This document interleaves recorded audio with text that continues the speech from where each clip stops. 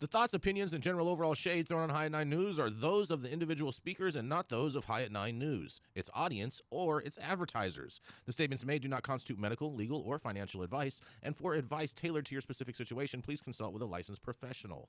Welcome to the High at 9 News Hour, where you will hear from cannabis industry experts and professionals from around the country talk about important topics while shining light on global issues and discussing cannabis as it relates to politics, regulation and reform, data and technology, science, research and medicine, family and parenting, art, celebrities and entertainment, fitness, sports, mental health and wellness, and plant-based medicines and entheogenics.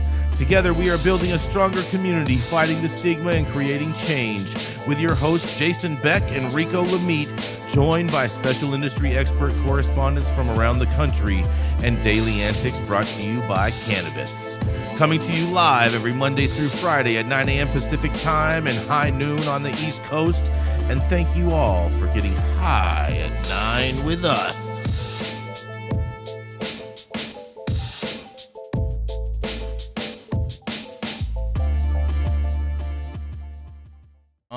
Yeah. Good morning, everybody. That's right. It is Tuesday, December 17th, you guys. Today is it's National Say It Now Day, you guys. Yeah, say that shit to my face, Jason. Exactly. Get down where you're mad at. It's also National Maple Syrup Day. Dumb. Yeah, shout Jason, out. you love that. I know. I love this. Shout out to the state of Vermont and my cousins out there that make maple syrup, because Vermont maple syrup is 150 times better than Canadian maple syrup. Wow, quite a claim. Straight up. It's also the Wright Brothers Day, you guys, because you know we like to fly high over here on High at 9 News. Sure.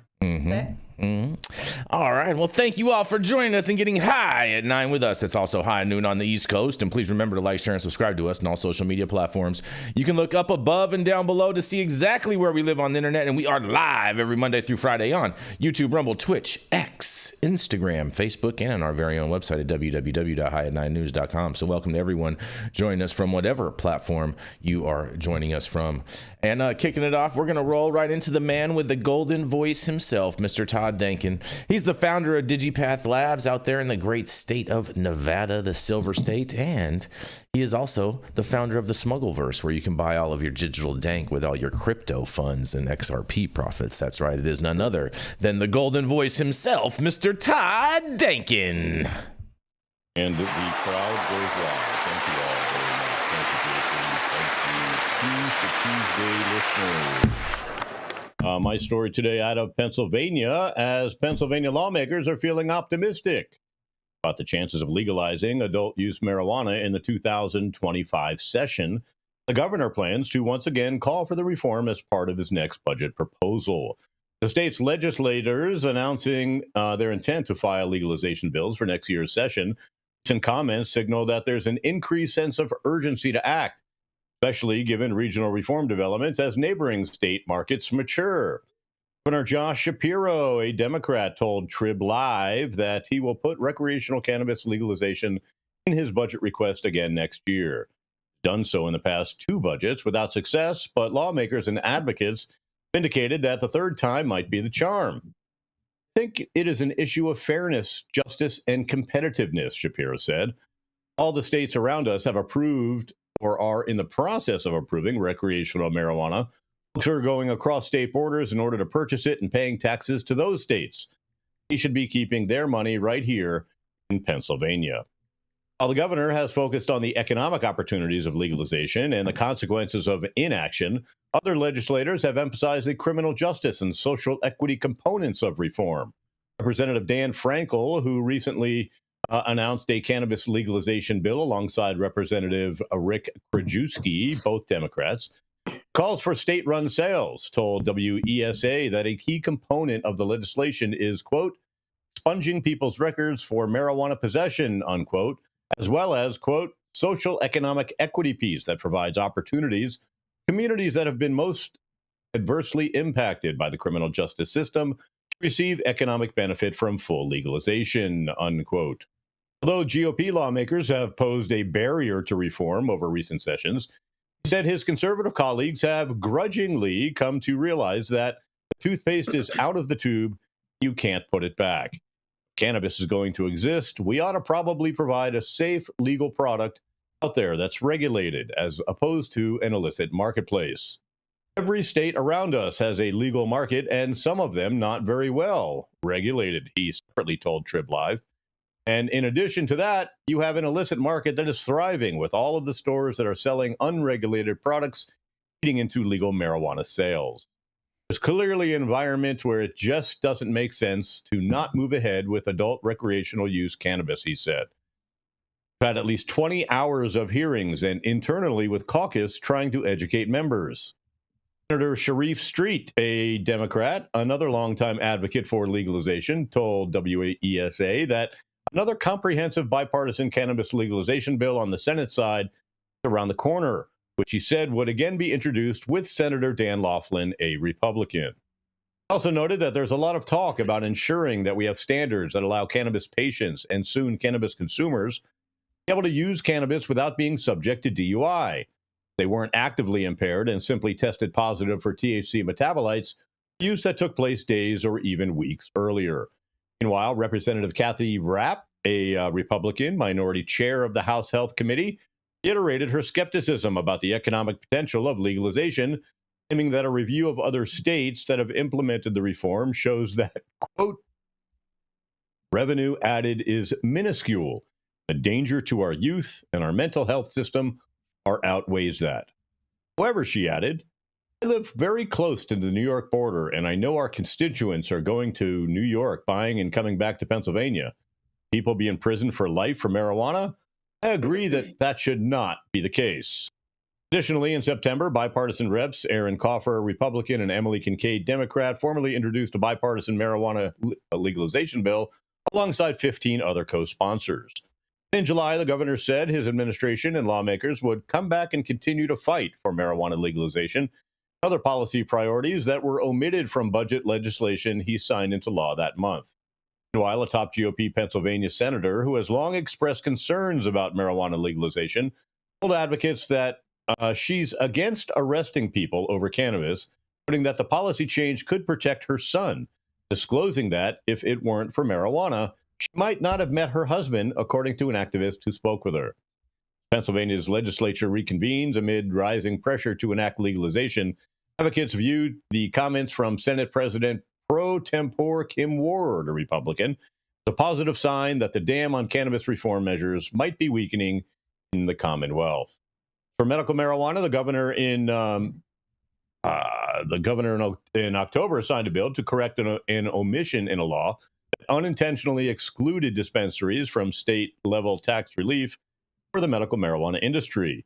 3 months after the legislature approved the underlying budget bill that Shapiro signed, containing tax reform provisions, is a partial workaround to a federal ban on tax deductions for cannabis businesses.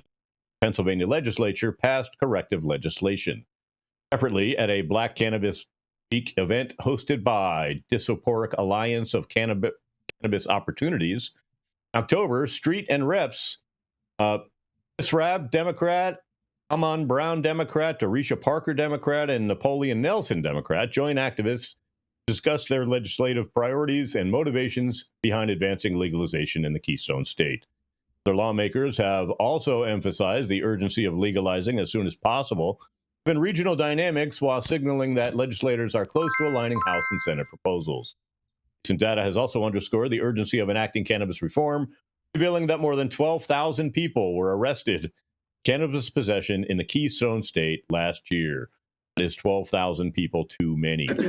Meanwhile, a report commissioned by the activists projected that Pennsylvania would see to $2.8 billion in adult use marijuana sales in the first year of implementing legalization, and generate as much as $720 million in tax revenue, and more importantly, creating over 45,000 jobs. And Laughlin also participated in an X Spaces event in June. They said the votes are there to pass a marijuana legalization bill. As this year, though, they stressed that the governor needs to work across the aisle to get the job done. Argued that it would be helpful if the federal government implemented its proposed cannabis rescheduling. sooner rather than later. It was also among advocates and lawmakers who participated in a cannabis rally at the Pennsylvania State Capitol in June. There was a significant emphasis on the need to incorporate social equity provisions as they move to advance legalization. Coughlin, for his part, also said at an event in May that the state is getting close to legalizing marijuana, but the job will only get done if House and Senate leaders sit down with the government and work it out. Warren County, Pennsylvania District Attorney Robert Green, a registered medical cannabis patient in the state, filed a lawsuit in federal court in January seeking to overturn a ban preventing medical marijuana patients from buying and possessing firearms. Pennsylvania House panels held a joint hearing to discuss marijuana legalization in April. Multiple lawmakers asking the state's top liquor regulator about the prospect of having that agency run the cannabis shops. Also in April, members of the House Health Committee had a conversation centered on social justice and equity considerations for reform. At a prior meeting in March, members focused on criminal justice implications, prohibition, and the potential benefits of reform. At one more hearing in February, members looked at the industry perspective with multiple stakeholders from cannabis, dispensing, testing businesses, as well as clinical registrants testifying. Finally, last year, Shapiro signed a bill to allow all licensed medical marijuana grower processors in the state to sell their cannabis products directly. I'm Todd Dangan with High at 9 News, and what do you guys think about Pennsylvania? Looks like Shapiro is definitely trying to get this done, and finally getting some support from some bipartisan legislature. What do you guys think? I mean, I agree at this point that toothpaste is out of the tube and that you need to stop fighting it, stop kicking and screaming, just like, people with metric and people when things change, we don't like change. It's scary. It pisses us off. It might not have been what we wanted. You need to figure out how to regulate it or you're going to lose complete control of it and you're really going to hate it. So I think that just being realistic and going ahead and doing something proactive to put a program that works in place. Look at the states that you've already stated aren't doing it right and figure out what they did wrong. And instead of following in their footsteps, fix it. Yeah, I think it's I was just going to say, I think it's really important to get the stakeholders involved in helping make that legislation, right? I mean, excuse me, don't just look at the states, but look at the successful operators, right, in those states and see what they have to say. And I think that's really the only way to do proper legislation. Define successful operator. That's well, are you? I'm just saying. I think it's a broad definition. Whoa. Yeah, go ahead, Saman. I don't think it has anything to do. It has nothing to do with that. Pennsylvania has been doing ass backwards shit from the very beginning because all of their systems are ass backwards. So you have to go to a distribution center to get your liquor. They don't have traditional liquor stores there where you can go. They have a distribution center and they have a bar. So the way that they've fundamentally organized these things in Pennsylvania has been unique to them. When they rolled out with cannabis regulations banning any botanical terpene or any hemp-derived terpene that wasn't from the cannabis plant itself, it's the obvious route they wanted to take to impinge, their efforts on the operators so that the operators have to follow a certain strict set of rules, and that was going to lead to a safer, more reputable industry there. But all it did was open up the door for what's going on now, which is everybody's traveling out to get the product they want. Now, when a government tells you what you like and what you should like, there's a fucking problem, okay? Anybody who thinks that the government has any actual case to tell you how to consume or what to consume, you're fucking barking up the wrong tree. This is America, baby. It's free market. That's what we need to get back to.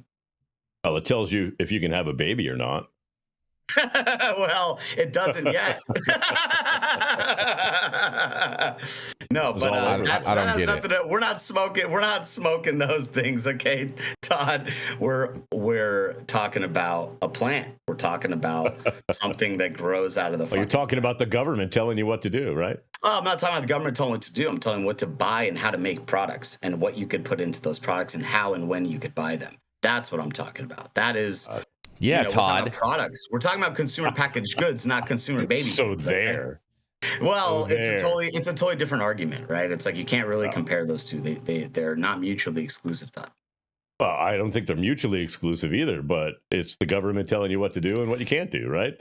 Well, I think my friend, you're at a broad stroke. Yeah, makes sense. But look, we're painting. Just with saying, the fine brush. I'm on your side. I don't want the government telling me what to do either. We're painting with the fine brush today, Todd. We're not taking the broad strokes. But no, I hear what you're saying. I think the duplicity in all this is like, yes, you can't just have them tell you what to do for one thing and not another. I think the general point is government's there to keep us safe, to keep us, to keep the product safe so that there's not harmful ingredients in there. And that, when you consume them, you're not going to get sick and die. We're a long way from Upton Sinclair, Todd, but this has to do with the general efficacy of and the efforts by the industry to make products that are sellable and usable and consistent with other products in the United States. That's the other thing, is when you don't allow those products in, which is 35 to 40% of the sales of every market, something's wrong. But is it that we just need to federally legalize this, or we need to unfuck the system to one singular system, which is obviously a yes. That's the key. That's been the key. That's been the underlying argument here, is that because of these crazy bifurcations, we have people going to other markets to buy the thing and come back to their home state. State doesn't get the sales tax. State doesn't get any of the benefit. Well, the call memo, he says in the chat, he says the government is here to keep us safe. He wants to know what I think about that, and I think it's a whole bunch of bullshit, because we're the only ones that can keep us safe. Period. You can't rely on government to keep you safe. I mean, look at all these crazy drones, and they're not even allowing people to shoot them down flying around. Come on, Yosemite Sam. Yeah, Yarrow, look at this. Yarrow's been flying some drones over the Pacific Ocean last few days. You know what I mean? Mm-hmm. I gotta step in and just riff, ramble, and rant for a second. Oh boy, here we go. Jenny is taking him off the shelf. She pulled his cord and letting him loose. I've been talking about this governor in this state for as long as I've been on this show, and how he's been leading with the economic benefit, argument. And I think that's a real miss for states that are trying to evolve with their cannabis policy. If we look at more established markets and the burdensome tax structures that have made operators' ability to sustain and profit incredibly difficult. If we look at the past due taxes, the $1.3 billion in California, this idea that you're going to lead with the economic benefit is great for co-opting constituents who wouldn't otherwise agree to the legalization of adult use. But it's bad because it sets up a false expectation. And I think it also funnels operators into business systems that are not the free market. And so I love that we're having this conversation about whether the free market is a free market for ideas, a free market for business, a free market for personal choices between patients and doctors. Thank you, Todd, for that. It's important to not get rid of that portion of the conversation. But when we talk about a free market, a market is not free if your effective tax rate is 70%. That's not a free market. That is somebody stepping on you with their boot in a way that is most likely going to support the trap. And so they've got it wrong, but they've got it right. On the one hand, they're saying, look, we know that our citizens are crossing state lines to get this done because we haven't stood up an in-state solution for people to access cannabis with convenience. And on the other hand, they're like, oh, this is going to be a boom, and we're going to fund all these great programs, and all this cannabis cash is going to come in there. And I think part of the problem is there's these blinders. Establishing a cannabis program, an adult use program in a state is not creating a market. All it is doing is migrating commerce from the trap to something that doesn't include cops and robbers. And theoretically makes it more age restricted and safer because of laboratory testing when it's done right. And so anytime these policymakers, pundits, politicians, and poo-poo heads are thinking about they're establishing something, you're not establishing something. You're wrapping your arms around something that's existing, and you're trying to create an incentive for operators to be in that regulated market. And I don't think you get that done if you cut and paste anything that looks like the tax structure in the majority of the existing regulated adult use markets in this country. You know what, you bring up an interesting point, and I'm not sold on the fact that testing makes cannabis safer. I believe that it gives people the appearance that it makes it safer, but I don't know how many hospital reports there were of people going to the hospital in the 60s, the 70s, the 80s, and even the 90s from contaminated cannabis, and people were smoking Bammer weed back then filled with paraquat. The difference is when you're looking at the Canna Curious, the idea of laboratory testing and safety of product. It's a false sense of security, bro. Well, so separate from the places where lab testing needs to be optimized and where there needs to be greater accountability and maybe even standardizations around testing, separate from that, I think we need to think about how this tax structure is the opposite of the free market that I think most of the people on this show agree when functioning properly, it is the ideal way for people to be able to transact in a free nation. And the tax structure in and of itself is criminal. And what happens is we see the boats crushed on the rocky shore, the boats of ambition and entrepreneurship crushed on the rocky shore of regulation and overtaxation. And at some point, if cannabis wasn't so valuable, we need to have another Boston Tea Party and throw some of that good. Yesterday was the anniversary of the Boston Tea Party, Yarrow. It was. And yesterday. Just really quickly, Yarrow, I don't disagree with you. The tax structure is absolute bullshit. But Jason, I do want to push back from a cultivator standpoint. Like back in the good old days when I was in a sports bra in my basement spraying Eagle 20 on shit, I didn't know that would give you ball cancer. We know more now, right? We know that some of these things aren't safe for consumption. We know, Azadirachtin is not necessarily, hold on. No, because you already cut him off. Don't cut me off.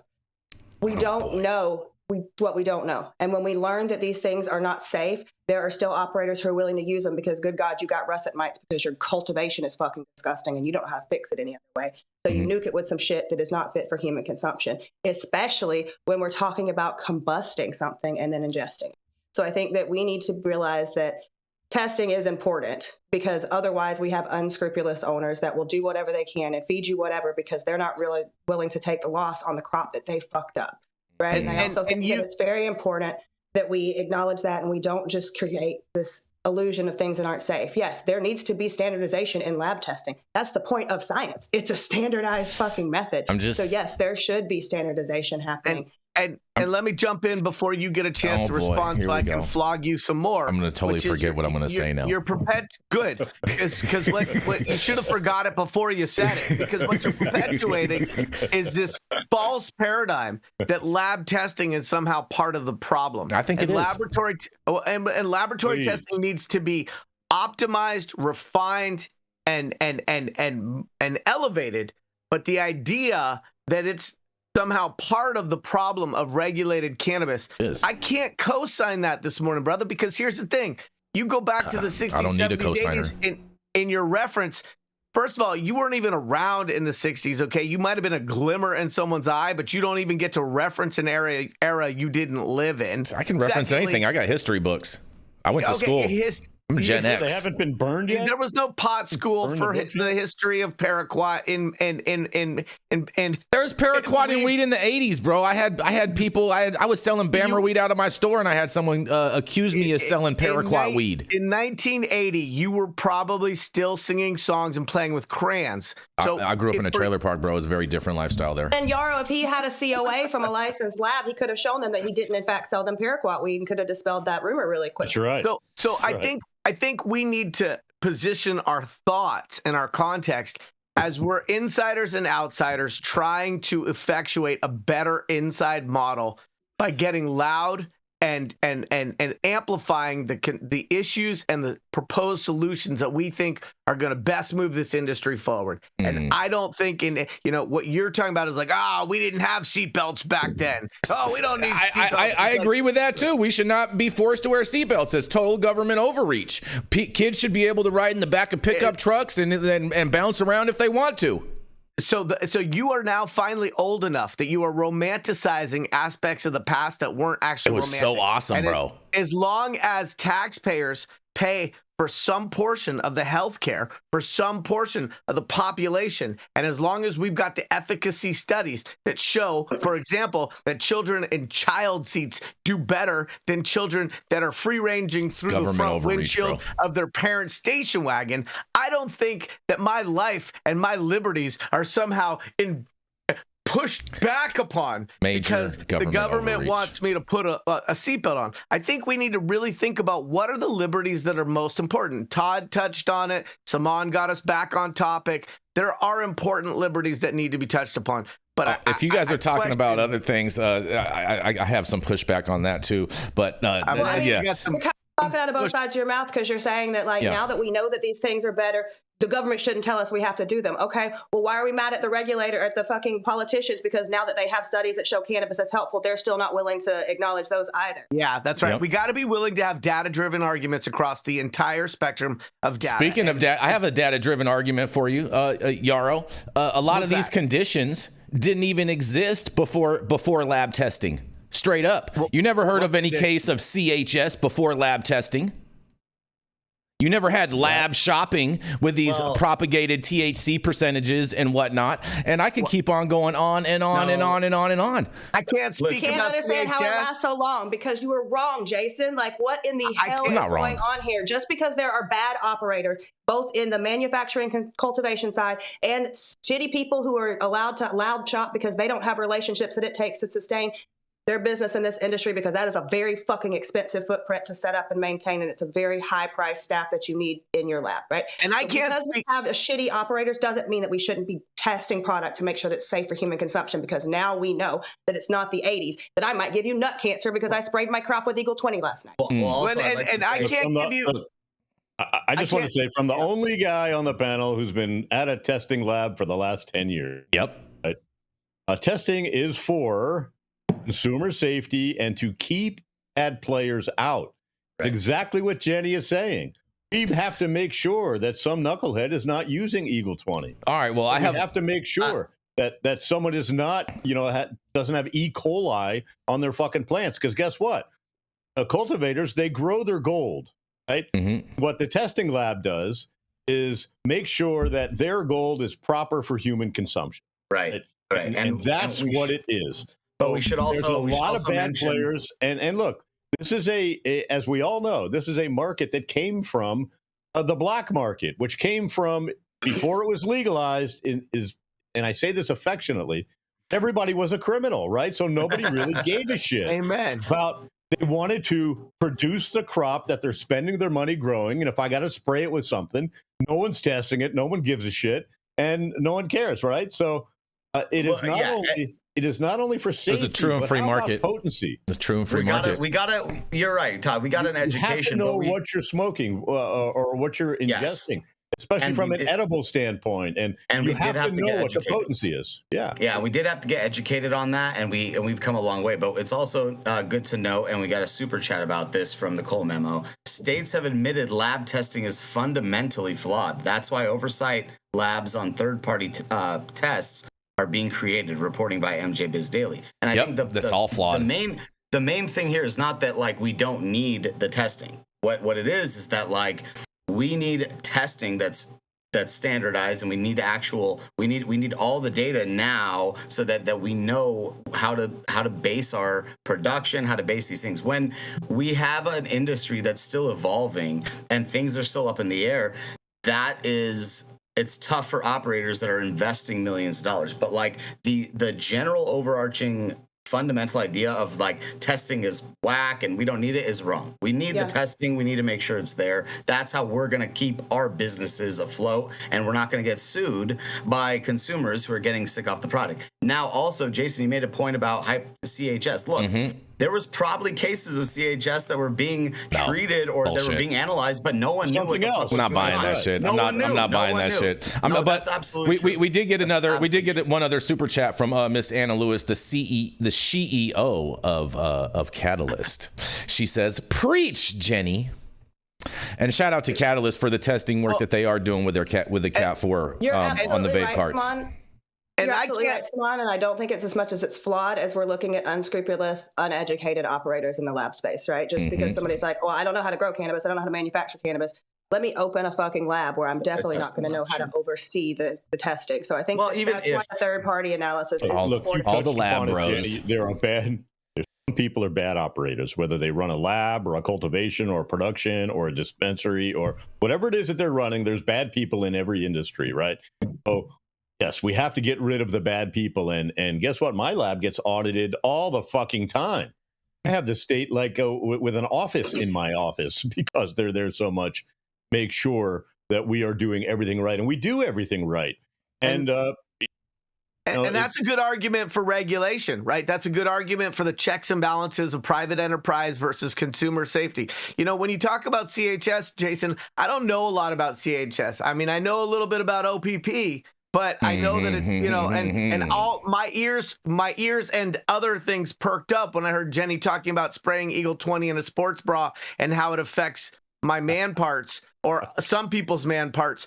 But the thing is that a lot of the operations and a lot of what we did as cultivators in the past, we just didn't know any better. And we weren't bad actors so much as we were incredibly underinformed. We thought that if it was OMRI listed, well, it said Organic Materials Review Institute. We didn't know that meant it couldn't be aerosolized and absorbed through the lungs and stuff like that. So I think what we need to do as an industry is demand rapid change in the way that the laboratory testing process interacts with the rest of the supply chain, and really just migrate science from other industries where it's working better. We don't have to reinvent the wheel.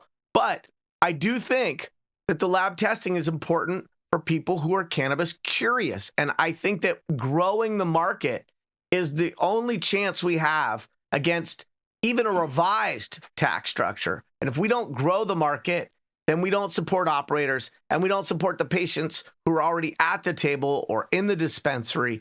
And so, you know, but what started this rant was really my feeling that Mr. Shapiro, the governor of Pennsylvania, is higher than I've ever been if he thinks that the tax revenue is the foot to lead with. And we need to start talking about this industry in terms of homeostasis, wellness, the fact that there can or may be some medical benefits, the fact that there are other intoxicants that people are using and cannabis could be safer for many of those people, and that sleeping aids and other over-the-counter wellness products, that cannabis is likely to eat into that pie chart of what people are spending on those products anyway. And I think that the industry would be best served to stop leading with the economic benefit, because what that creates is entrenched interests of important and worthy groups and causes that are now eating off that pie chart of taxes coming out of cannabis revenue.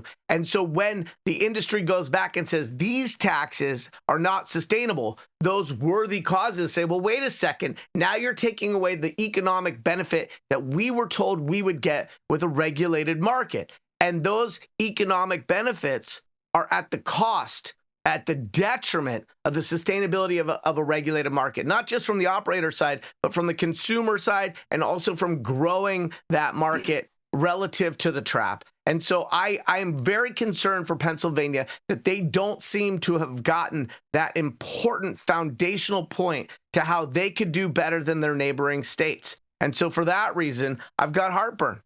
All right. Well, speaking of your heartburn, we did get two more super chats, both from the Cole Memo and from Miss Anna Lewis. The Cole Memo says, well said, Saman. Look, you get a golf clap, Saman. Cannabis testing needs improvement from the bottom up. The people acting like marijuana testing is the gold standard is just silly. I totally agree with that. And Miss Anna Lewis, the CEO of Catalyst, says, make vapes great again, and for the people. And on that, quick, before we move on, Jason, can I throw one thing in there? You want? I mean, we're way over time, so I don't want to hear any complaints about anything being over time from any of you guys at all. Period. So go ahead. I was early, and I'm going to do this, but this one's important. I don't think anybody's saying that testing is the gold standard. It's not the gold standard. But back in Colorado in the old days, right, pesticide testing wasn't immediately required. So I had a child patient that I worked with, And until you've driven a mother holding their seizuring fucking 8-year-old because the operator didn't want to pay for the pesticide testing, so you didn't know there were unsafe levels of azodactrin in there, which are fine for an adult recreational consumer, but they are not for a pediatric patient who has serious internal issues, you don't see the value in the fact that as we grow and we know better and we're adding more regulation, that sometimes we really need to do this because we can hurt people. All right, fair enough. And on that, we're going to roll into a commercial and we're going to be back. And by the way, the Pepper Plug says Jenny's boob is trying to fly away today.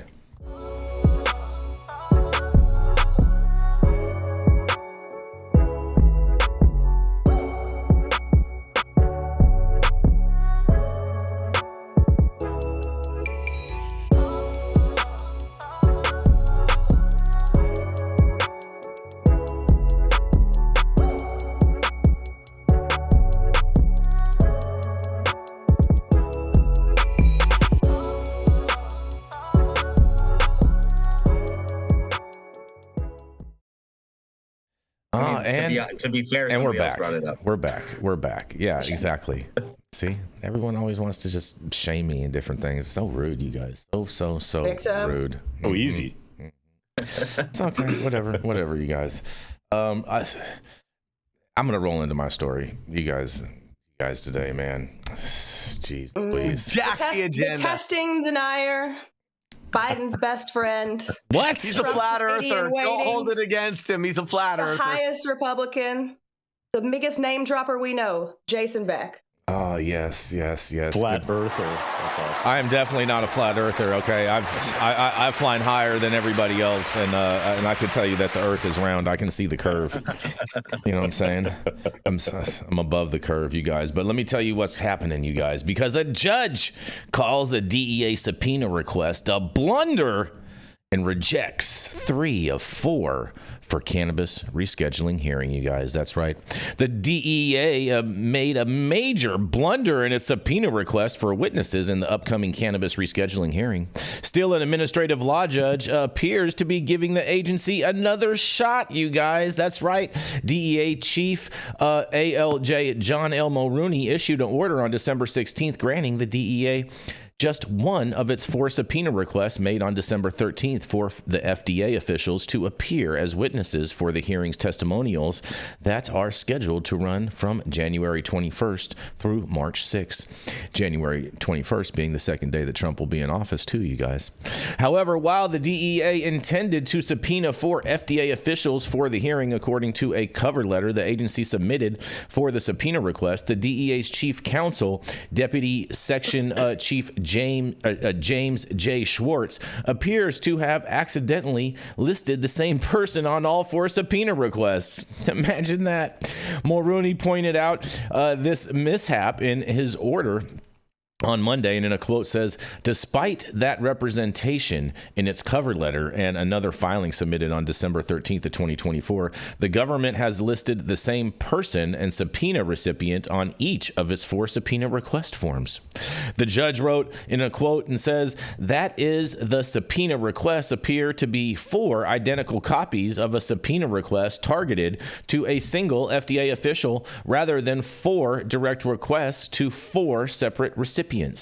Mulrooney said 4 copies of the subpoena with the same name, and apparently, in a quote says, apparently an error born of intention or inadvertence, he says. The DEA subpoena requests come after the DEA indicated last month that it intends to call into question the FDA and the Department of Health and Human Services use of a 2-part test to determine that cannabis has, in quotes, currently accepted medical use in the U.S. and therefore requires to be rescheduled from its Schedule 1 status under the Controlled Substances Act. After the FDA and HHS conducted a scientific and medical evaluation of cannabis's current schedule at the request of President Joe Biden, the sister agencies formally recommended in August of 2023 to DEA Administrator Annie Milligram that the plant be relisted as a Schedule 3 substance.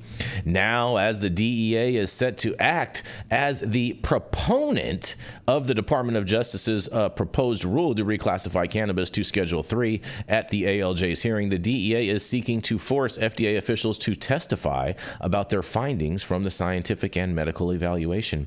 The FDA officials refused to testify at their own will, and however, the DEA's counsel fumbled the government subpoena request, which has now become a matter of public humiliation for the agency. I mean, do we really think that there's tons of public humiliation from this agency? But whatever, you guys. In a quote, to be sure, a blunder of this nature on a case that has garnered a significant level of national attention is an unexpected development, particularly in light of the unique dynamic of one agency of the United States government seeking processes to compel the attention of multiple employees from another agency of the United States government, Mulrooney wrote in Monday's order. Specifically, the ALJ granted the DEA's request for Dr. Patrizia Cavazzoloni, MD, of the FDA Center for Drug Evaluation and Research, and in a quote says, it is anticipated that Dr. Cavazzoni will be qualified as an expert in psychiatry, mood disorders, and neuropharmacology.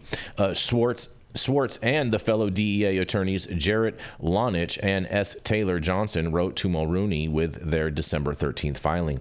The DEA's cover letter also listed Doctors Douglas C. Thornock Morton, MD, Marta Solokowaska, PhD, and Dominic Ciparino, PhD. All three are also with the FDA's Center for Drug Evaluation and Research. However, Mulrooney rejected the DEA subpoena request without prejudice because of the blunder, you guys. In a quote, all parties to this ongoing litigation were cautioned that any subpoena request that fails to comply with the instructions set forth in the pre-hearing ruling would be returned to the requester without further action, Mulrooney wrote.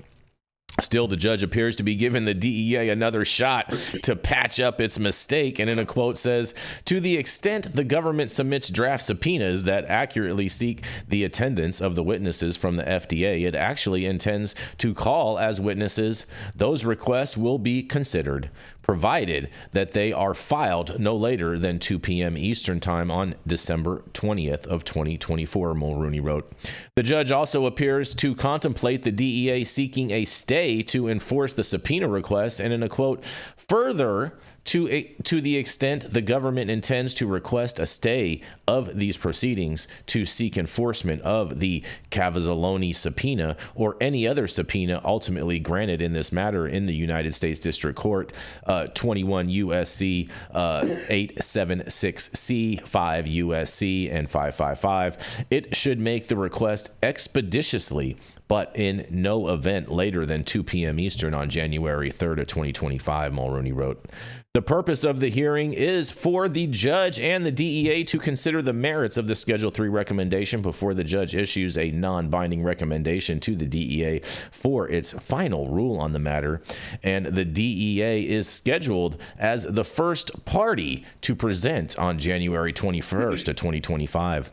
Upon receipt of the administrative law judge John L. Mulrooney order rejecting 3 DEA subpoena requests without prejudice, DEA counsel submitted corrected versions of its request on December 17th for the 3 FDA officials to testify at the hearing, you guys. Well, the DEA making big blunders, and I just have to wonder if they're making these kind of big old blunders on a case that has the public eye so scrutinizing it. I wonder how many cases of people that are incarcerated in jail the DEA has made similar blunders around, but just the public doesn't know about. And this is Jason Beck for the High at 9 News, and I can't wait to hear what all y'all have to say about this. A ton, Jason. Duh. It's that. Come on. And that's what we get when we have a government that doesn't have like an actual checks and balances. And there's no accountability in the people that rule this country, right? So like if you fuck up at your government job, you get a promotion. We got to get you out of this position. Yep. Let's promote you to something higher where maybe you don't fuck up. Hopefully Doge will take care of a lot of this, right, Jenny Beth, by firing a bunch of these non-workers or these inefficient workers. I mean, I think that would be great, but then they're going to start screaming about how they don't have enough staff to effectively get things done. So, I mean, who cares? In one hand, half a dozen in the other. But I mean, like back to the spirit of the story, they fucked up. And I think that it's interesting to me that they're being given another chance to subpoena again. If the fucking attorney for the DEA in the United States of America can't get a subpoena right. And this was a basic clerical error. This asshole submitted 4 subpoenas with the same name on them. It's like you use copy paste. Yeah, right. That's copy what paste. I'm saying. Yeah. He got his law degree from Chat GPT. Exactly. Literally. Like you use, I mean, and a lot of like, if you talk to most attorneys, a lot of what they do is form, right? But on something this big, like, where's your legal aid? Where's somebody? Where's anybody who's reading over this and is like, excuse me, Mr. Sir, you put the same name in there 4 times.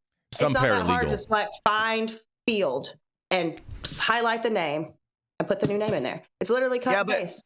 But Jenny's working backwards from the idea that they're actually trying to get something done. This is really simple. If you take the dimmest possible view that this whole DEA process is no different than the blue balls everybody got for years over safe banking maybe passing, and we work backwards from the idea that this is just about tickling those things that Eagle 20 affected, Jenny, and that it's not necessarily about getting anything done other than the optics of listening and appearing as if they are responsive to the public sentiment. If we work backwards from the idea that this is just a shine job, then none of this is surprising. They have fumbled, reset, kicked out dates, fumbled again, reset, and it's been really nothing but a clown show.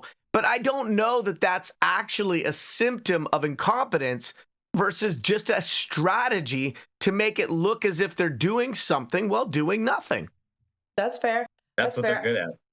Yeah, I agree. And I think really that it's less about them fucking up, because obviously they're going to fuck up and obviously they don't care. And this is obviously not important to them. And it is, just a dog and pony show.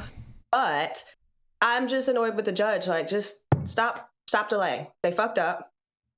You don't get a pro per like amount of chances. Like if I come in and I'm self-representing myself and I make a small mistake on a filing, right, I probably will get the chance to refile it, and the judge will give me some nice little kick gloves like, this is how you do it. You can speak to legal aid, but this is the DEA, so there shouldn't be another opportunity. Fair. I get it, Jenny. I feel you. They need, if the shoe was on the other foot, I don't think that they would be as lenient, but because it's the government, they're being lenient. That's my thought. If it was that's how it is. They can make mistakes, they can mess up, and we have to give them another chance. But when we mess up, when we make mistakes, we have to, probably potentially spend time behind bars for the same shit. And so it's like, there's an obvious double standard in society, and governmental duplicity doesn't help. But look, we're adults. We've had to deal with this for a long time, guys.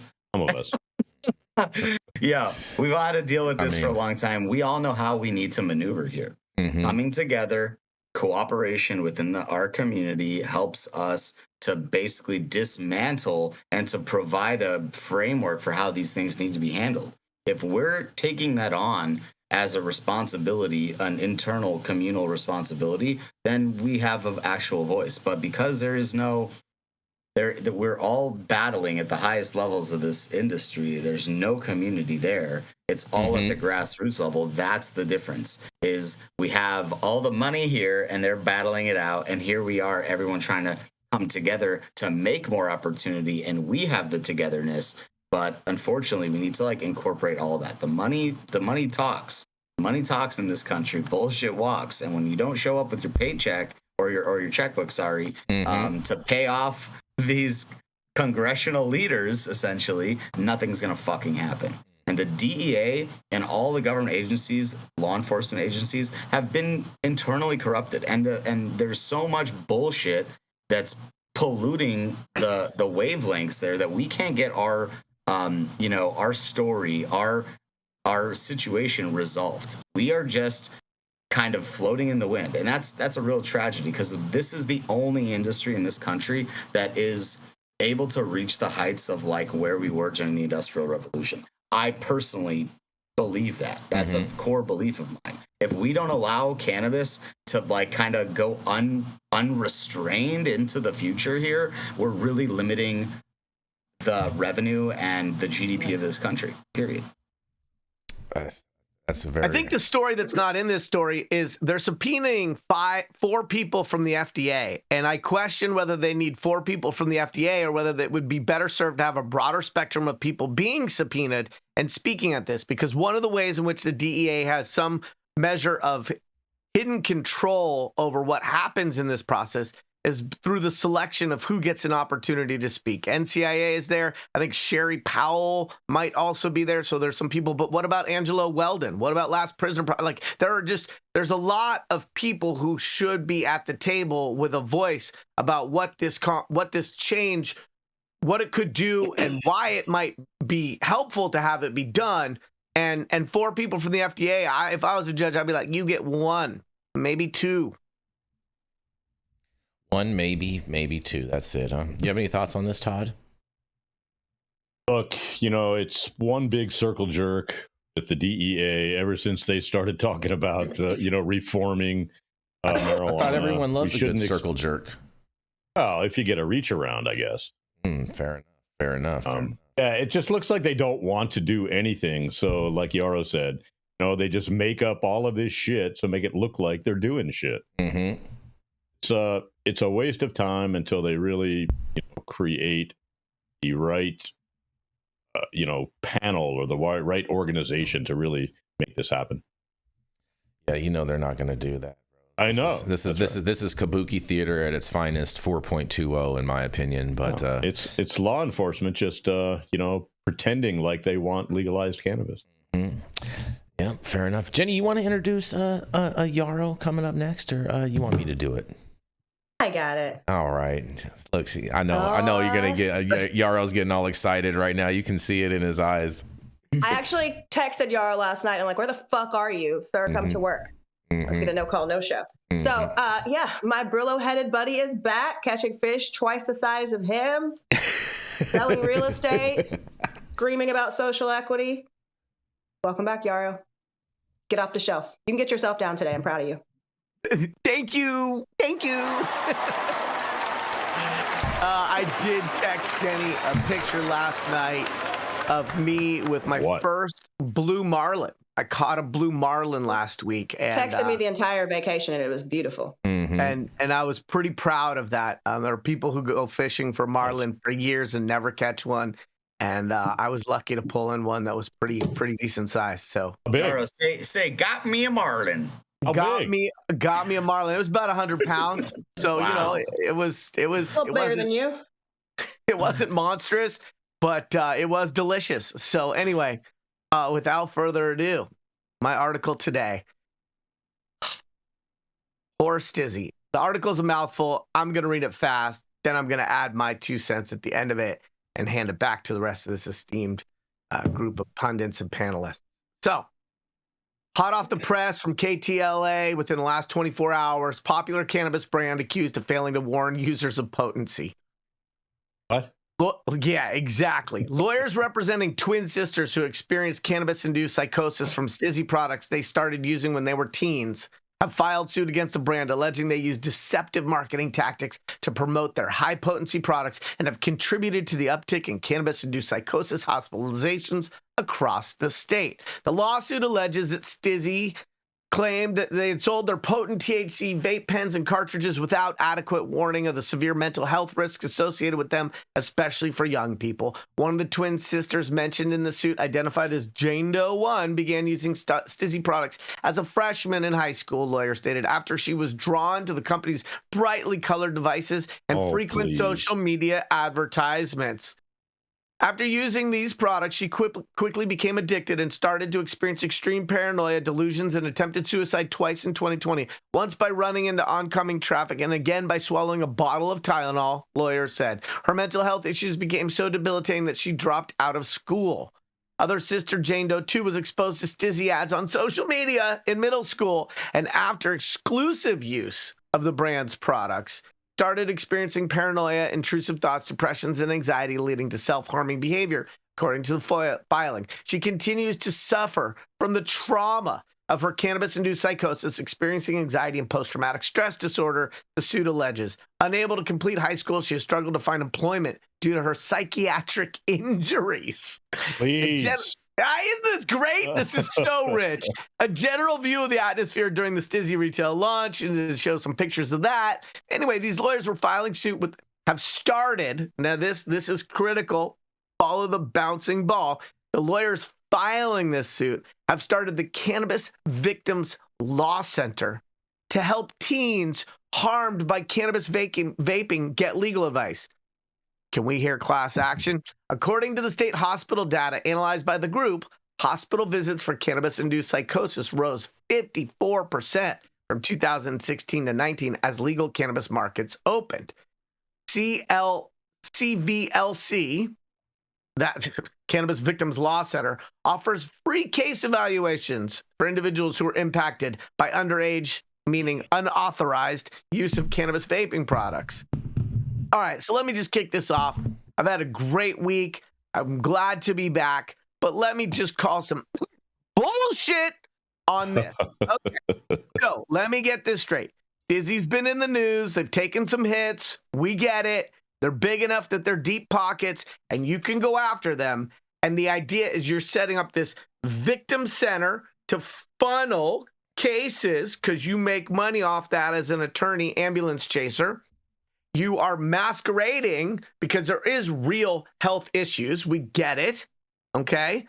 The hypernemesis syndrome does exist. Thank you, Alice Moon, for amplifying our awareness of that and all things that are harmful, because nothing is without harm or risk.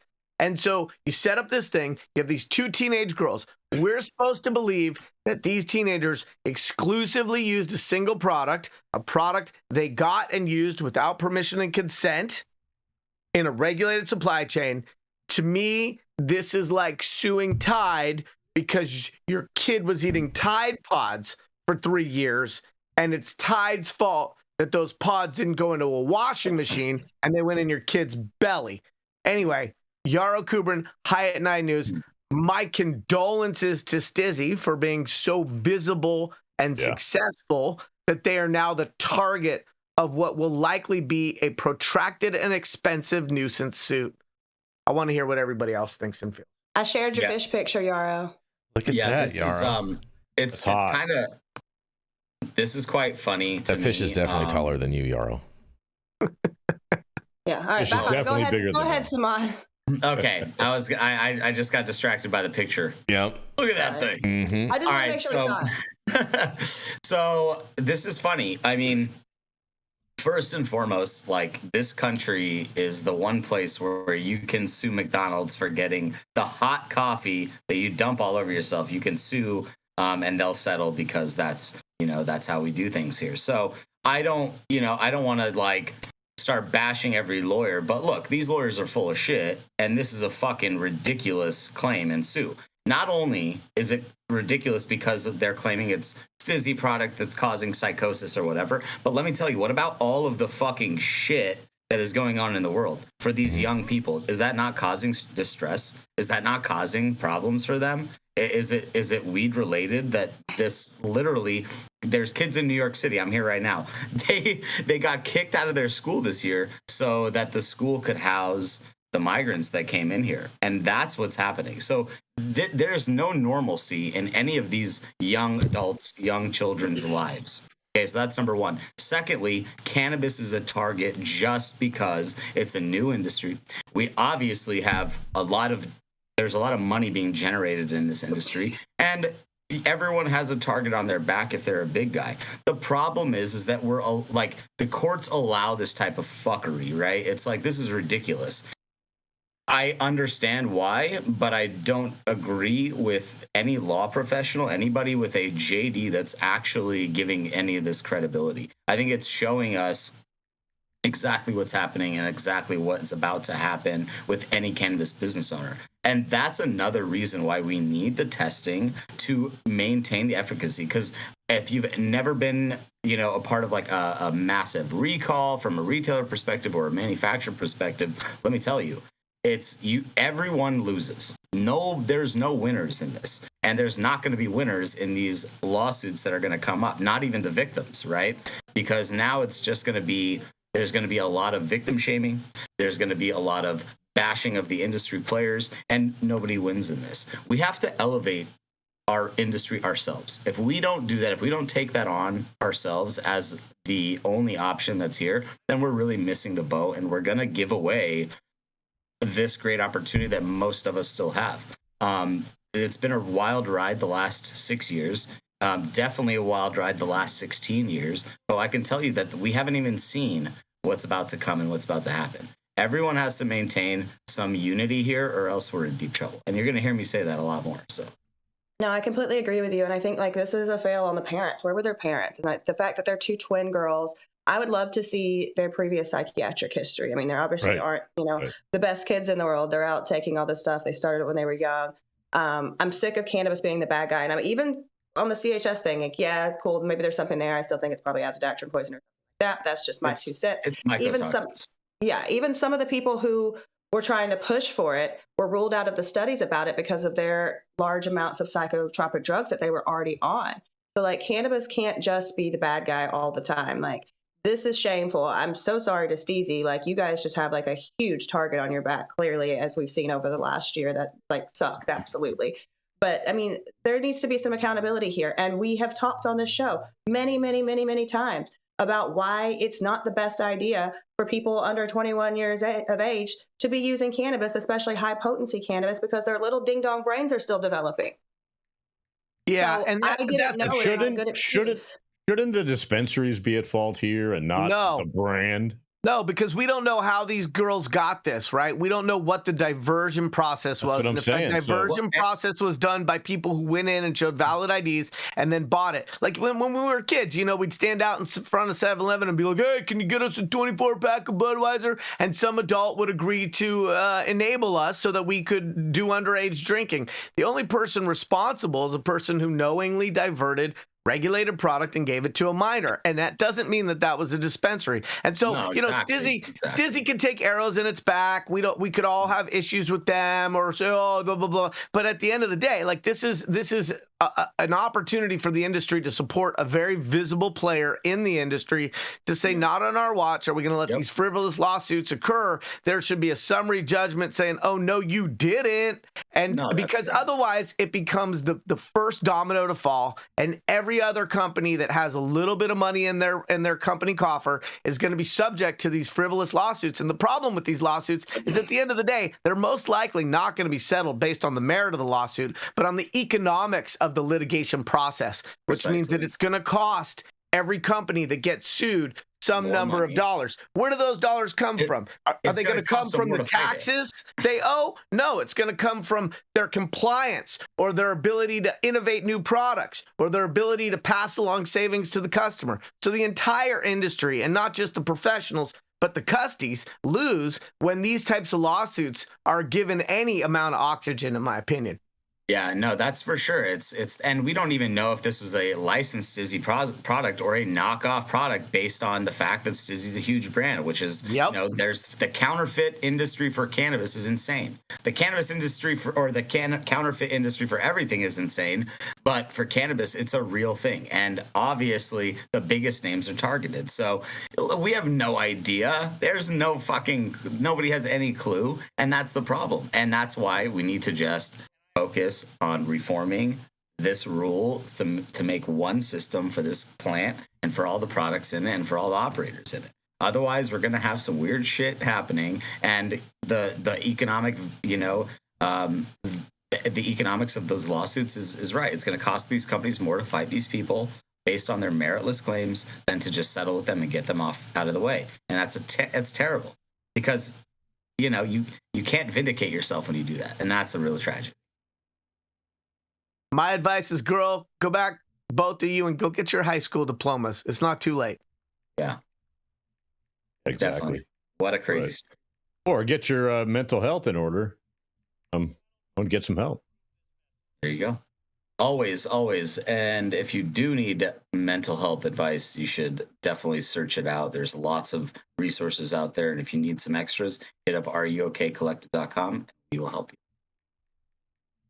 Fair enough. And on that, we're going to roll into a commercial. We're going to be right back.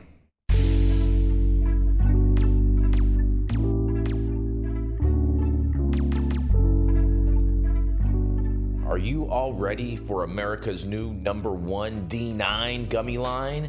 That's right. We are bringing to you Parody Gummy. These vegan gummies are manufactured in a safe harbor facility, so they're going to be clean and safe. And and they're not going to give you any of the runaround. Coming in, we have 3 amazing flavors for you. We have the Raspberry Riots.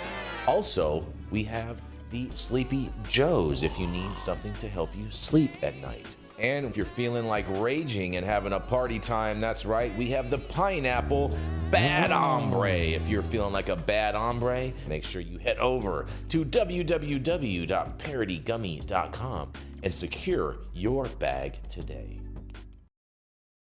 Marlon, you caught that? Oh, stop whatever you're doing. Make sure that you hit that like button. I know we'll appreciate it. You'll appreciate it, and YouTube will appreciate it. Also, make sure you subscribe to the channel if you have not subscribed already. And all of the articles that we cover on today's show, you can read directly on our website at www.high9news.com. Are you a business that's suffering from the hyperinflation that is plaguing America today? We have the solution for you. That's right. Patriot Business Financing. Head on over to www.patriotbfc.com and apply for a loan up to $2 million. Any state, any industry, even the cannabis industry, the CBD industry, as well as the industrial hemp fiber industry, secure up to $2 million today. And make sure that when you apply, you tell Paul you said hi from High at 9. Don't fucking yell at me. And we are back. Either, but yeah. And we are back.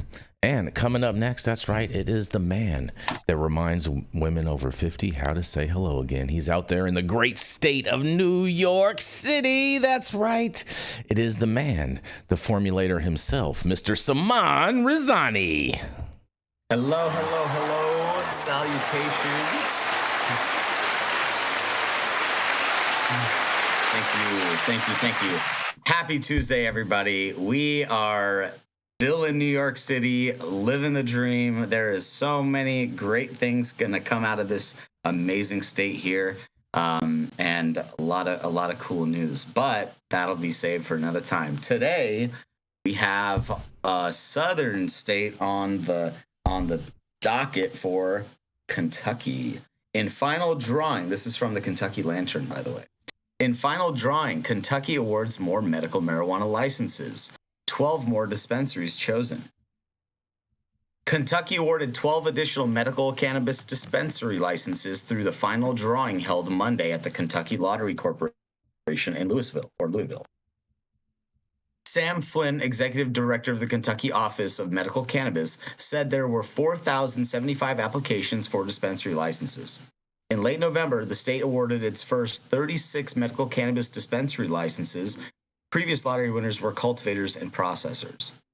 While this is the final drawing for the program, Governor Andy Beshear said that it could change in the coming months. And there might be something wrong with my story. Here we go. Okay, got it.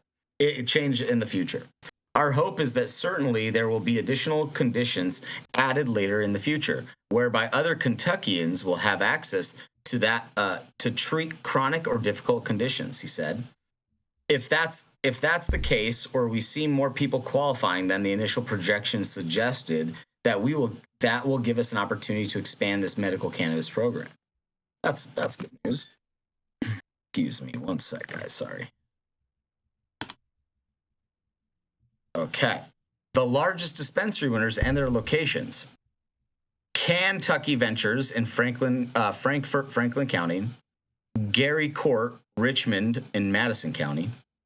Robert Hugendijk in Richmond, Madison County. Thrive Blue LLC, Georgetown, Scott County. DHK KY LLC. Excuse me. Dick and Dyke and KY, where are you going with this story? Dude, I don't know. I thought I was reading a Diddy story for a second. Oh, man. I'm really rooting for Zen Leaf Inc. in Lexington, Fayette County. DNP DHKY LLC in Shepherdsville, Bullitt County. KY Pristine Vistas LLC, Shepherdsville in Bullitt County. DJSKY LLC in Shelbyville in Shelby County. Pinnacle Path LLC in Shepherdsville, Bullitt County. Chung Woo Kim LLC in Louisville, Jefferson County. And Upward Innovations in Louisville, Jefferson County. As with Hugendick and Upward should partner up. As with past drawings, winners will have to pay a licensing fee within 15 days or forfeit their license.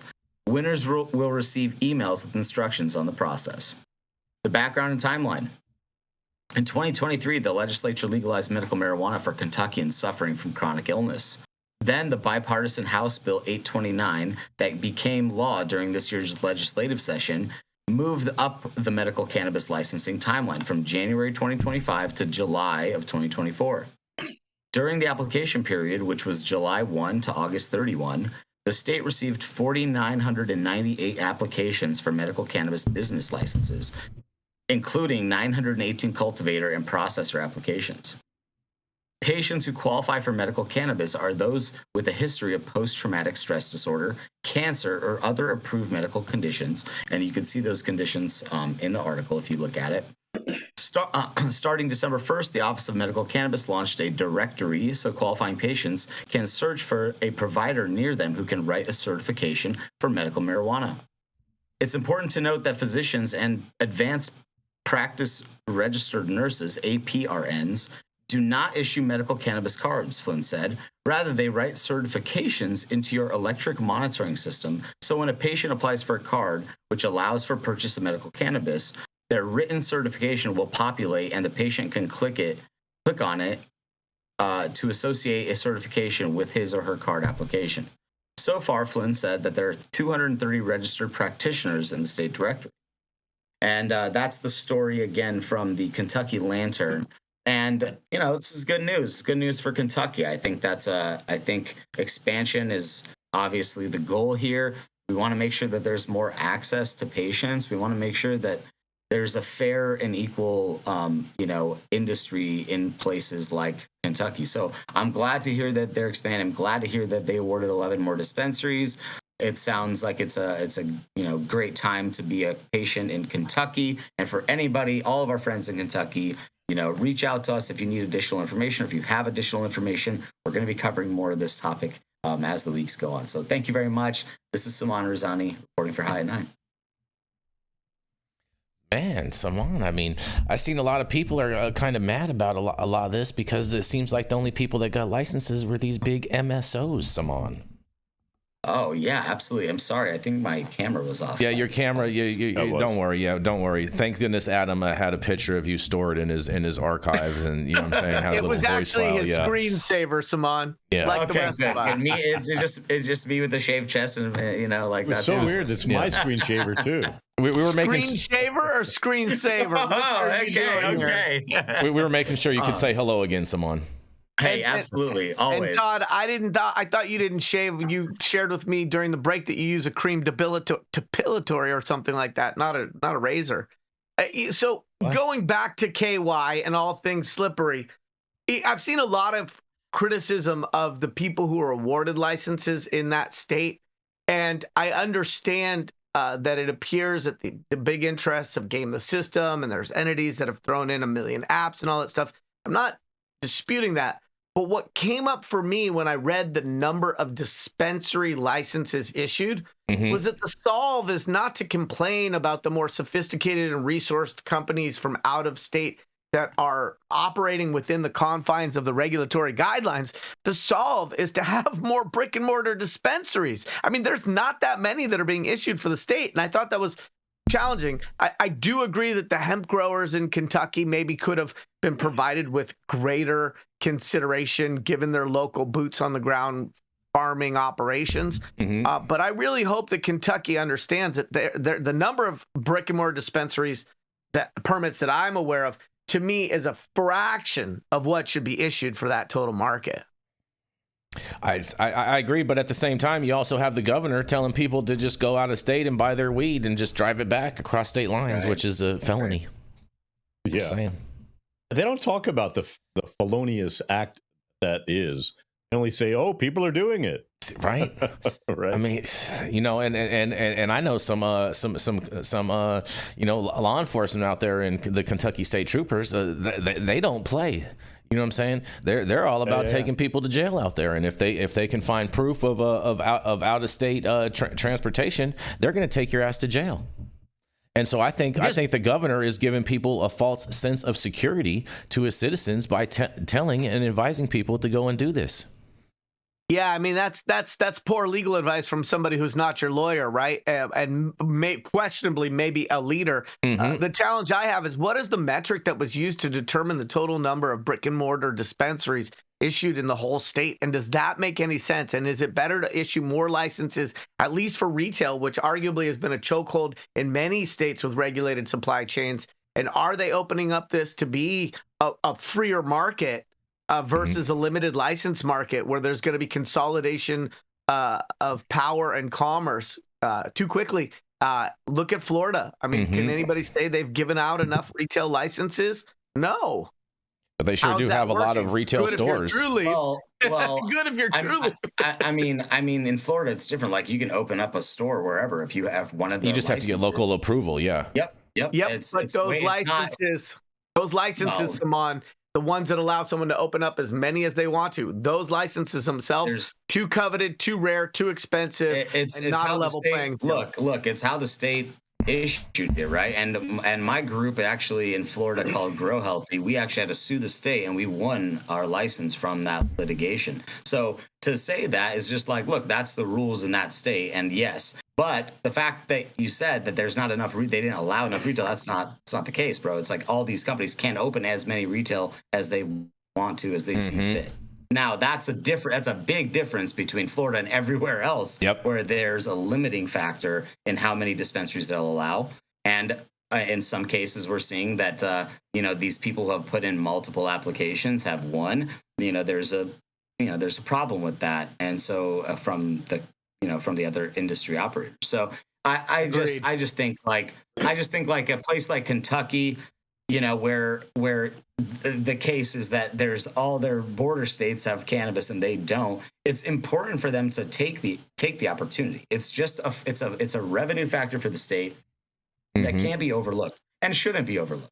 And I get it. Kentucky is like distilleries, it's liquor, it's like that. It's Hold on, Kentucky is the cornbread mafia, bro. It's the East Coast version of California, Saman. The corn mash mafia, whatever. It's like that. There's definitely other competing industries when you get into these places where there's got to be some cooperation. The cooperation has to come from an industry level, not at like the blockage level at the legislature, right? Because that's what's happening. They're spending their money to fend off this industry from encroaching on their own, which I don't see that. I think this is a all harmonious thing for our country and for our society, and it should be accepted as such. But Kentucky is like, we have a long way to go. It's not just Kentucky. There's a lot of ass backward states still out here who are using cannabis as a pejorative. So let's attack, those guys. I think we've seen some good news coming out of Nebraska, which is interesting. But, there's a long way to go as a society to normalize, how we're healing ourselves, how we're treating ourselves, how we're able to do those things legally. Because I know that we all have the same experience with this Western, style of medicating ourselves in our society, and it's no good for anybody. So, hopefully we get our shit together. Hopefully. Fair enough. I did have one other announcement that I meant to make in the middle. I do want to thank everybody for subscribing and sharing the show. We did last Monday pass the 5,000 threshold marker, and by the end of the show yesterday, we did already get another 100+ subscribers. So thank you all for doing that and helping us grow to hit that 10,000K. We're hoping we can hit the 10K marker by 420. I think that would be the ideal situation. So please continue to share the show and everything, and we're going to be right back. I just ordered the summertime strawberry salad when added steak on top here at Anna's. Make sure you do the same thing too next time you're in downtown Long Beach. Come on down and check out Anna's joint on the 400 block of Pine Street. They have amazing selection of beers, foods, and when you come down here to Anna's, you can even challenge me to a game of shuffleboard if you want to lose.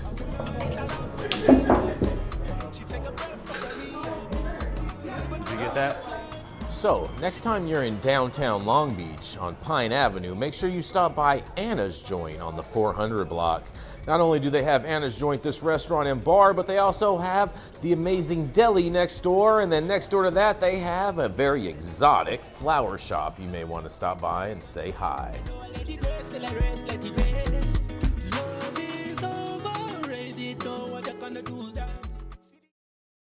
For the last, all right, and we are back, you guys. I'm gonna roll into this story. So Russell was supposed to join us today, but he had some problems. He like switched computers or something and couldn't get Discord figured out on his other thing. But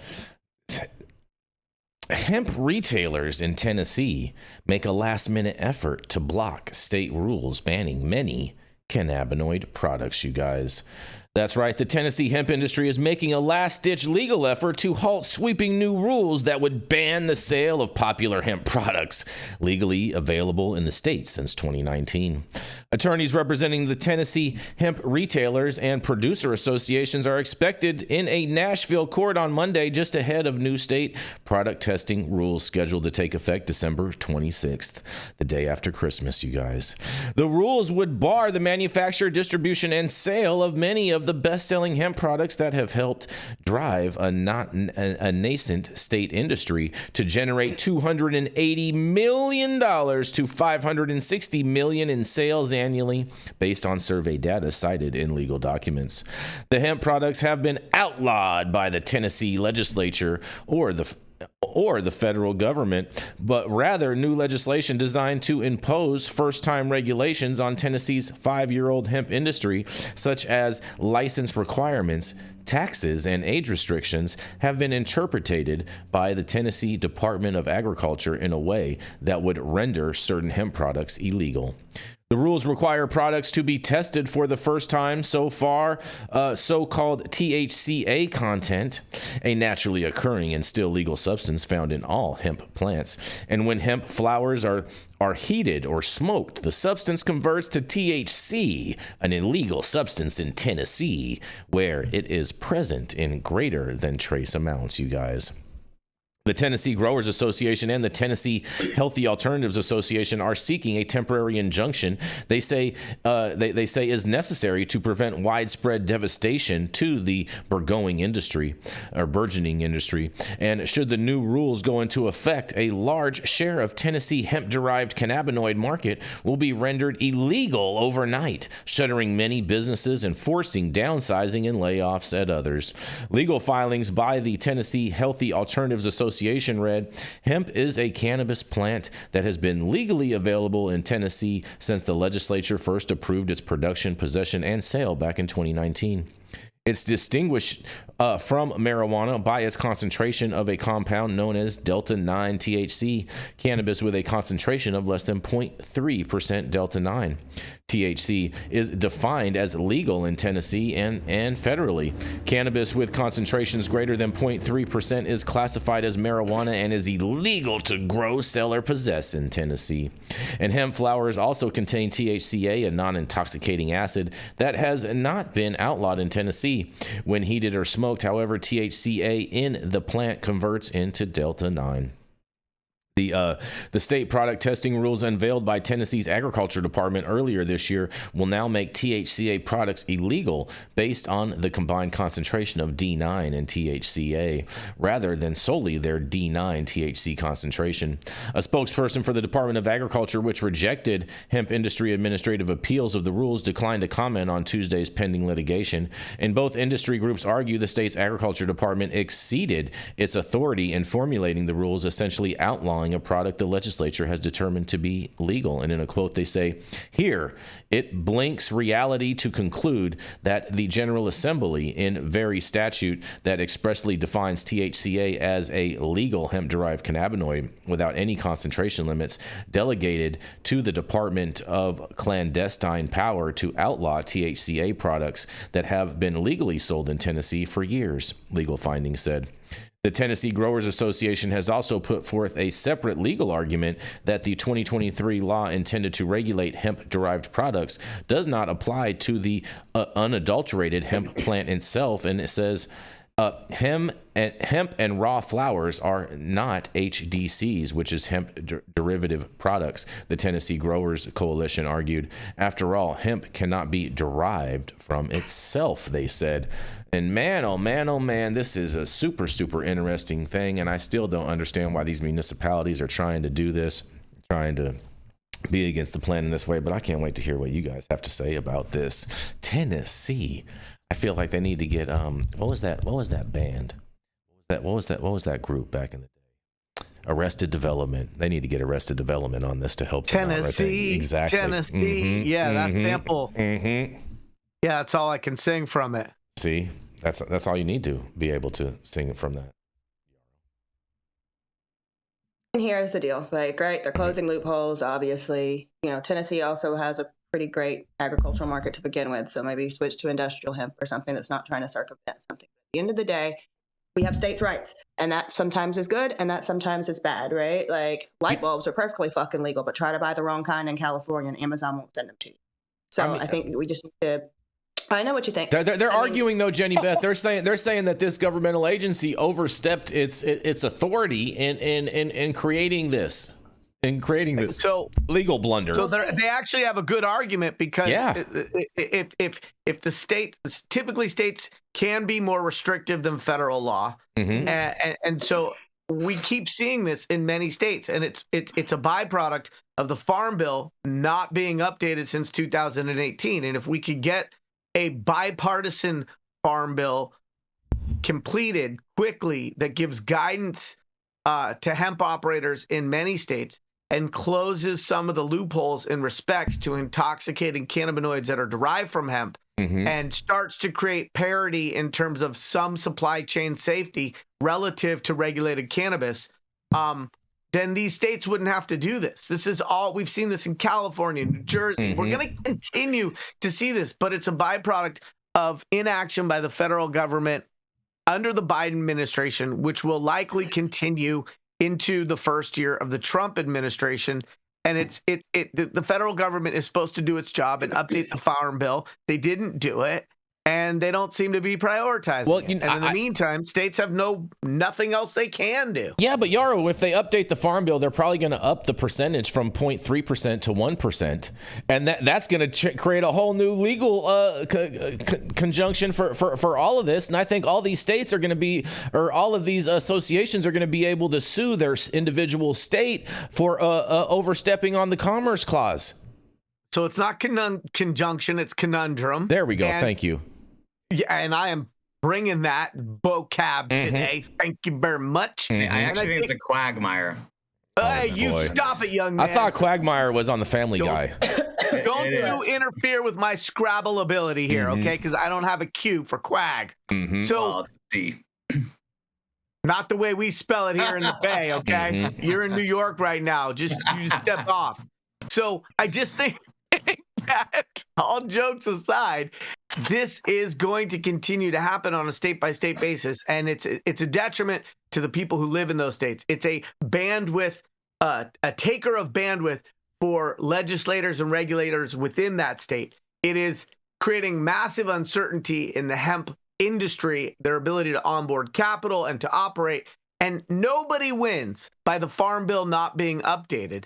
And yet, it doesn't seem like the federal government understands the unintended consequences of the 18 Farm Bill and the further issues that it creates by not prioritizing an update that's past due. And let's come up with some bipartisan compromise that nobody's happy with that's better than what we currently have, so that states like this don't have to create a patchwork approach. And we can have a better paradigm, because hemp is here to stay. And like that other article said earlier today, and Jenny quoted, the toothpaste is out of the tube. And so what do we do about that?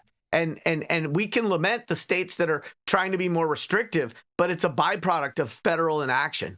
Yeah, I agree with Yarrow. This has to take a Thomas Paine approach to this. We have to all have a little bit, but be unhappy leaving the table. That's the only way it gets done. And the fact that, look, it's cannabis is here to stay, hemp is here to stay. This plant is here to stay. It's been here. It's here to stay. Everybody's interested now because of all the great research done by all these amazing scientists in the community. Big shout out to Kyle Boyer and his crew for putting out some actual research on CHS and where the issue stems from, which it's a microbial. It's microbial growth in that plant. It's not even what you're spraying on. So there's a lot to do with genetics, with physiology of humans. If we have the gene that is gonna, interact with whatever situation, like you're smoking a weed with a microbe and you're susceptible to the gene that is going to cause CHS. Look, a lot of interesting information is coming out. That's real research. We've never had this before, right? Every day in this industry is we're hitting a new level. So for us to think that we're out of the woods, like we haven't even we're still kind of scratching the surface to some degree. And I think the problem is, like, when you say, oh, it's hemp, oh, it's this, then we don't look at those critical things that we need to look at because we're busy in this separated kind of situation. So how does that happen? You have a lot of money and you have a lot of lobbying power on the hemp side. You have a lot of disgruntled business owners with a lot of money and potential money on the cannabis industry side. So where does this go? It's not going to take a straw that's going to break the camel's back. It's like, this camel can't break. This is a 3-hump camel, people. We got to this is the golden opportunity. But we are so busy, and other industry professionals are so busy edging out every dollar, lobbying with the right people, spending those dollars with those people to care what's happening. So that's the question. That's the ultimate question. Everyone should self-reflect a lot in this 2024 period, because 2025 is a whole new era, but it's going to be the same shit if we don't figure it out. Fair enough. Anything else you want to say, Jenny Beth, before we roll into your story? All right, fair enough. We're going to roll on in to Miss Jenny Beth Dills. She's America's sweetheart, and it is her birthday week this week, you guys, so make sure you all show her some love. That's right. She's the founder of Kind Cannabis and of Justice Served, a 501c3 that helps people that are justice impacted get their lives back on track. That's right. It is none other than Miss Jenny Beth Dills. And shout out to Nick Bradley for coming out with me. So let's go to Virginia, because Virginia Democrats are gearing up to push for a retail cannabis market again in 2025, despite an unexpected veto from Republican Governor Glenn Youngkin. Delegate Paul Krizik of Fairfax and Senator Aaron Roos of Virginia Beach plan to reintroduce legislation in the upcoming General Assembly session, which begins January 8th. Their bills aim to legalize and regulate marijuana sales with a proposed tax rate of about 11.6%. Youngkin vetoed similar legislation earlier this year, arguing that legalizing retail cannabis sales poses risk to public health and safety, particularly for, guessed it, the children. His press secretary confirmed the governor's stance, saying time and time again he had been very clear on that. Under current law, Virginians 21 and older can possess small amounts of marijuana, grow up to 4 plants at home, and purchase from licensed medical dispensaries. However, a legal framework for general retail sales remains absent. Senator Roos says a regulated market would improve product safety, reduce illegal sales, and generate millions in tax revenue. A 2020 state report estimated a legal cannabis market could bring up to $1 billion within 5 years. Delegate Krizik acknowledges the uphill battle, calling it a long game that may ultimately depend on a Democratic governor in the future. For now, the fight continues. So, it doesn't necessarily have to be a Democratic governor, but you might want a different one, because this one's pretty much been very clear that he's dug his feet in. I would love to see the people in Virginia get some actual access. I understand, I appreciate they can grow 4 plants, but that's only going to go so far. So I'll throw it back to you guys. It seems like more of the same from the southern states. Man, well, shout out to these Virginia Democrats that keep fighting the fight for cannabis access. I'm not sure that they're ultimately... Say that again? I was just giving the Democrats some props. Yarrow, easy there, easy there. I'm bipartisan. You know what I'm saying? Even though I'm a Republican. You know what I mean? I want what's best for the community overall, and I can put bipartisan differences. You know what I'm saying? I identify as bipartisan also. I can be bipartisan is what I'm saying. I don't identify as anything bi. So you know what I'm saying? So yeah. I figured you'd like that, Yarrow. I figured you would enjoy that. I mean, Virginia, man, you know, it's an interesting state because it's the most northern southern state in the union. There's been a lot of history in regards with cannabis there, and they have fought a lot of different interesting political battles there in Virginia over the years around this, and man, Virginia is something else, man. Something else. I just hope ultimately that they're able to get something going, but at the same time, you know, they have all the hemp shops up there open and operating and everything like that. They just need to get some dispensaries in play. Some dispensaries, they have medical shops. They definitely need recreational shops. Adult use shops. Interesting. I don't think. I mean, just because states allow for adult use shops doesn't necessarily mean that there's a plethora of them. Like all of a sudden, Virginia is going to turn into the new Colorado, and I think that's what a lot of lawmakers feel in anticipation of when they allow for these types of things. Yeah, I mean, we need more than just, we need enough shops to support the population. We were talking about that with Kentucky earlier. That's 4.5 million people, and they're talking about 36 shops. That's one for every 125,000 people. I don't know that that's enough density for convenience and access. We need enough shops. We need a tax structure that isn't burdensome to the industry or ridiculous for the consumer. And we need that safety that comes with reasonable regulation. And until we have that, you know, the hemp shops are a byproduct of inadequate rules and regs, right? But I love it. I was there last year. I'm hopeful for them. All right, fair enough. Any final thoughts on this, Saman? Yeah, I mean, you know, Washington, D.C. has had licensed operating cannabis businesses since 2016 there. And I was there making distillate in 2016 with one of the operators there, who's a great friend of mine, and they're still there doing their thing.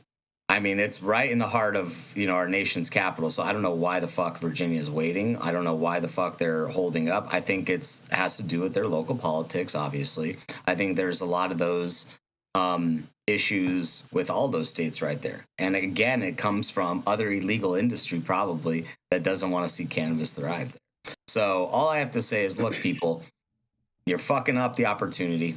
This is only one time. Don't fuck it up in 2025. Fair enough. Well, Virginia, we hope you guys can get it together, because after all, Virginia is for lovers, and we love cannabis over here at High at 9 News. But thank you all for joining us and getting high at 9 with us every Monday through Friday at 9 a.m. Pacific and high noon on the East Coast. Big thank yous to our audience and supporters for tuning in daily and listening to the insanity that is the developing cannabis industry. Much love, Miss Anna Lewis and Cole Memo with them super chats coming in today. And huge thank you to Catalyst for helping us keep the lights on. Thank you to our correspondents for being absolutely amazing. And Jenny Beth, we want to wish you a very, very happy birthday week this Jenny week. Beth, 32 never looked so good. Yes. Right? Yes. Thank you to Cannabis Sativa L for giving us a reason to do all this. And thank you to Cloud Media Partners, Adam out there in the metaverse. And thank you all for tuning in and getting high at 9 with us. This is America's #1 daily cannabis news show. Adam, we got Christmas music to play, bro. Christmas music to play, buddy. Christmas music. 2, 1, 2, 3, 4.